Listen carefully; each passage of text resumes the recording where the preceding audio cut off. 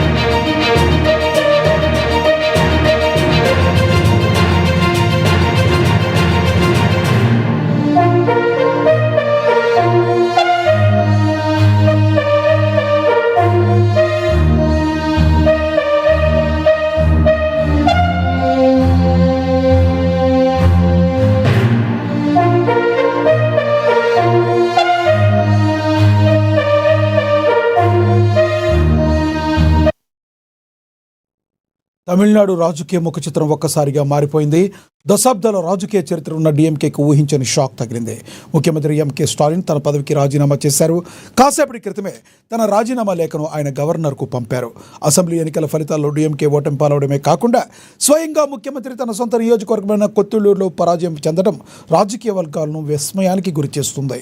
నటుడు విజయ్ నేతృత్వంలోని తమిళగ వెట్రిక్ కజకం అభ్యర్థి విఎస్ బాబు ముఖ్యమంత్రి స్టాలిన్పై 8,795 ఓట్ల మెజార్టీతో విజయం సాధించి చరిత్ర సృష్టించారు. నైతిక బాధ్యత వహిస్తూ స్టాలిన్ తప్పుకోవడంతో డీఎంకే ఇప్పుడు తన తదుపరి కార్యాచరణపై దృష్టి పెట్టింది.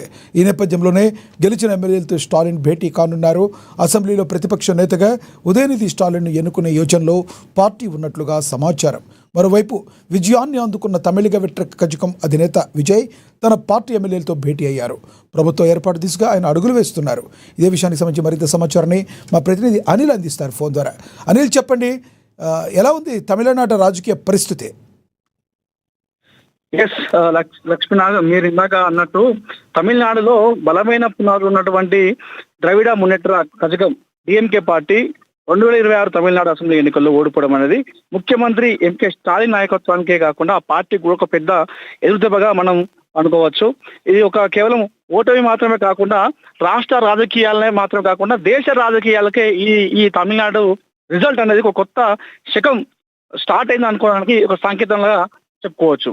ముందుగా మనం చెప్పుకుంటే ఏదైతే టీవీకే అధినేత ఉన్నాడో నటుడు విజయ్ ఈ తమిళగ వెట్రిక్ కజకం టీవీకే ఒక అత్యద్భుతంగా నిన్న ఎలక్షన్స్ లో ఆ రిజల్ట్ లో లీడ్స్ సాధిస్తూ 108 సీట్లు సాధించడం జరిగింది. మొదటి ప్రయత్నంలోనే ఏదైతే టీవీకే పార్టీ పెట్టినటువంటి అనతి కాలంలోనే కేవలం 2 సంవత్సరంలోనే అతిపెద్ద పార్టీగా తమిళనాడులో అవతరించిందని చెప్పుకోవచ్చు.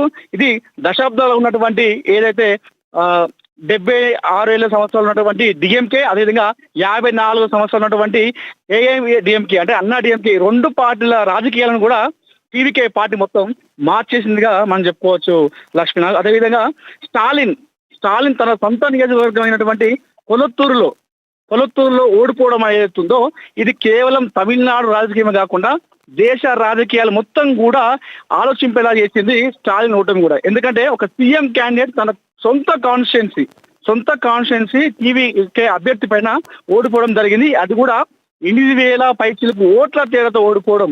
స్టాలిన్ అనేటువంటి నాయకుడు కొత్త నాయకుడు ఏం కాదు. డిఎంకే పార్టీలో సుదీర్ఘ కాలం పనిచేసినటువంటి అనుభవం ఆయన సొంతం. దశాబ్దాల కాలంగా ఆయన ఒక మాస్ లీడర్ గా గుర్తింపు పొందడం జరిగింది. ఆయన చాలా మంది కూడా ఒక కార్యకర్తలు దేవుళ్ళ కొలుస్తూ ఉంటారు. అలాంటి వ్యక్తి కూడా ఓడిపోవడం, ఒక ఎమ్మెల్యేగా ఓడిపోవడం అనేది చాలా మంది కార్యకర్తలు కూడా జీర్ణించుకోలేకపోతున్నారు. ఈ దెబ్బతో వెంటనే ఆయన నైతిక బాధ్యత వహించడం జరిగింది. సో ఈ ఏదైతే డిఎంకే పార్టీ ఓడిపోవడము, అదేవిధంగా ఇంత దారుణ సిచ్యువేషన్ రావడానికి కారణం ఇదంతా కూడా నాదే తప్పు అంటూ నైతిక బాధ్యత వహిస్తూ ఆయన ప్రస్తుతం ముఖ్యమంత్రి పదవికి రాజీనామా చేయడం జరిగింది. గవర్నర్ కూడా ఆ లేఖను పంపించడం జరిగింది. ఇది ఏదైతే తన సొంత కాన్స్టిట్యుయెన్సీ లో ఓడిపోవడం ఏదైతుందో ఇది తన రాజకీయ జీవితంలోనే ఇది అత్యంత దారుణమైనటువంటి సిచ్యువేషన్ గా మనం చెప్పుకోవచ్చు. ముఖ్యంగా చెప్పుకుంటే తమిళనాడులో జరిగినటువంటి సిచ్యువేషన్ ఏదైతే ఉందో ఆయన పైన చాలా వ్యతిరేకత, అవినీతి ఆరోపణలు ఎదుర్కొంటున్నాడు డిఎంకే అధినేత స్టాలిన్. సంక్షేమ పథకాలు కావచ్చు, మౌలిక సదుపాయాలు ఉన్నప్పటికీ ప్రజల్లో ముఖ్యంగా యువతలో ఉన్నటువంటి అసంతృప్తి ఏవైతుందో ఇది డిఎంకే ఓటమికి కారణమైంది. దాన్ని అంతా కూడా క్యాచ్ చేసుకున్నాడు టీవీకే విజయ్. ముఖ్యంగా యువత అదేవిధంగా మహిళల ఓట్లు రాబట్టుకోవడంలో విజయ్ పార్టీ టీవీకే ఒక అద్భుతమైనటువంటి స్టాండ్తో ముందుకెళ్ళింది, స్ట్రాటజీతో ముందుకెళ్ళింది.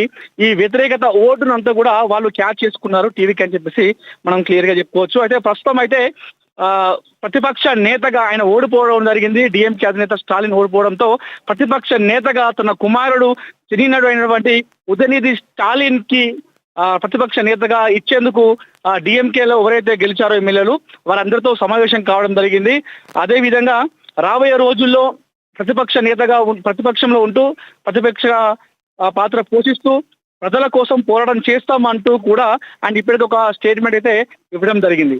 ముఖ్యంగా ఈ పార్టీలో ఇతర కుటుంబ సభ్యుల ప్రాధాన్యత కావచ్చు, అవినీతి ఆరోపణలు కావచ్చు, ఉదయనిధి స్టాలిన్ ఎవరైతే స్టాలిన్ కుమారుడు ఉన్నాడో ఆయన ఎదుగుదల ఒక్కసారిగా అంత హైప్ క్రియేట్ కావడంతో సో వీళ్ళు ప్రజాధనాన్ని దోచుకుంటున్నారు అని చెప్పేసి ఒక ప్రజల్లో ఒక ఈ భావం కలిగింది. ఈ భావాన్ని ఓటమి కూడా కారణమైనదిగా మనం చెప్పుకోవచ్చు. అయితే ప్రస్తుతం అయితే డిఎంకే 59 సీట్లతో బలమైన ప్రతిపక్ష పాత్ర అయితే అక్కడ పోషించేటువంటి సిచ్యువేషన్ మనకు కనిపిస్తా ఉంది. స్టాలిన్ ఇప్పటికే ఓటమిని అంగీకరించాడు. ప్రజల కోసం పోరాడదాం చేస్తామంటూ కూడా ఆయన ఒక స్టేట్మెంట్ అయితే ఇవ్వడం జరిగింది. కానీ ఇక్కడ స్టాలిన్ అయితే ఊహించలేదు. స్టాలిన్ ఎట్టి పరిస్థితుల్లో ఊహించుకోలేదు. ఎందుకంటే 2021లో డిఎంకే పార్టీ భారీ విజయాన్ని సొంతం చేసుకుంది. సో అక్కడ ద్రవిడ పాలన పేరుతో తమిళనాడులో అభివృద్ధి మేము చేస్తున్నాం కాబట్టి ప్రజలు మాకే పట్టం కడతారని చెప్పేసి ఆయన అనుకున్నాడు. అదేవిధంగా 2024లో జరిగినటువంటి లోక్సభ ఎన్నికల్లో కూడా డిఎంకే పార్టీ క్లీన్ స్వీప్ ఇచ్చింది. మొత్తం అన్ని కూడా గెలవడం జరిగింది. ఈ నేపథ్యంలో 2026లో కూడా మేమే పక్క గెలుస్తామనేటువంటి ఆయన ఊహించాడు. అది కాస్త ప్రజలు మాత్రం దాన్ని అహం అనుకున్నారు. అనుకొని టీవీ రూపంలో ఇది ఒక కొత్త శక్తి వారి లెక్కను కూడా పూర్తిగా మార్చేసిందని చెప్పేసి మనం అనుకోవచ్చు లక్ష్మణ్. సో మొత్తానికైతే ప్రస్తుతం తమిళనాడులో టీవీకే పార్టీ అధికారాన్ని చేపట్టే విషయంలో అడుగులు వేస్తా ఉంది.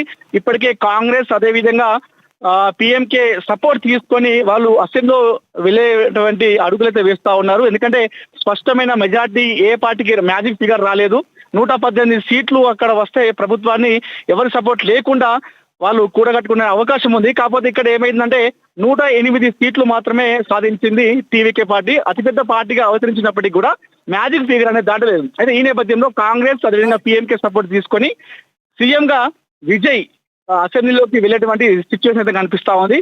కానీ స్టాలిన్ అయితే ఇప్పటికే రాజీనామా చేయడం జరిగింది, నైతిక బాధ్యత వహించాడు. కానీ ప్రతిపక్ష నేతగా తన ఎమ్మెల్యే ఓడిపోడు కాబట్టి అసెంబ్లీలో ప్రతిపక్ష నేతగా తన కుమారుడు ఉదయనిధి స్టాలిన్ కి ఇచ్చేటువంటి అంశంలో డిఎంకే పార్టీలో గెలిచినటువంటి ఎమ్మెల్యేలతోని ఆయన ప్రస్తుతం ఒక మీడియా సమావేశం ఏర్పాటు చేసుకొని వారందరితోనైతే డిస్కషన్ చేసుకుంటున్నారు. ఈ నిర్ణయం తీసుకైతే అడుగులు వేస్తున్నారు లక్ష్మీనాథ్. Thank you Anil.